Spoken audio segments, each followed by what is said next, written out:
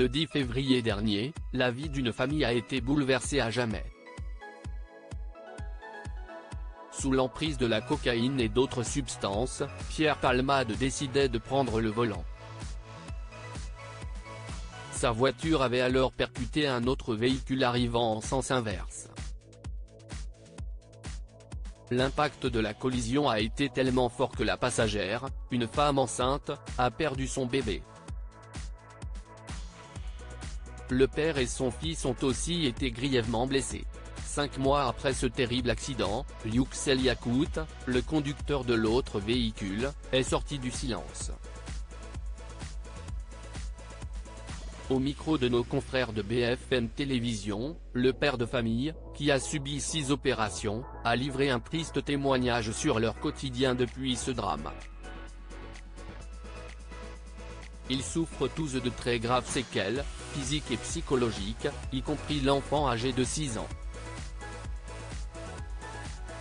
Devrim, l'enfant victime de l'accident de Pierre Palmade @BFM Télévision. Il ne parle plus à personne. Il va sans dire que l'accident provoqué par l'humoriste de 55 ans n'a pas été sans conséquences.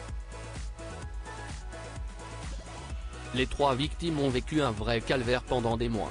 Malheureusement, ils ne sont pas au bout de leur peine.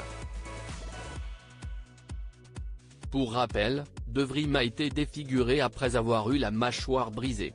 Selon les informations relayées, le petit garçon avait des difficultés à parler, boire et s'alimenter. Tout laisse à penser que l'enfant est loin d'être sorti d'affaire. Yüksel Yakut a en effet donné des nouvelles peu rassurantes sur l'état de santé de Devrim. Au cours de cet entretien, il a confié que cet accident a complètement traumatisé son fils. Mon fils Devrim n'est plus le même. Avant il était sociable, il jouait et maintenant, il ne parle plus à personne. Quand il est dans la rue, il a peur alors il ne veut plus sortir et dès que quelqu'un parle de l'accident, il s'enferme dans sa chambre, il a des cicatrices sur son visage. Ces traces, ça va le marquer à vie. Si est-il le pire dans tout ça, jamais il n'oubliera.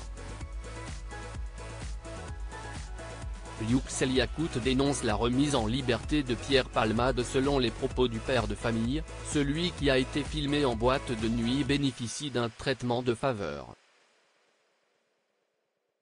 Yüksel Yakut en est persuadé. De ce fait, il a pointé du doigt la décision de la justice de le remettre en liberté en attendant son procès.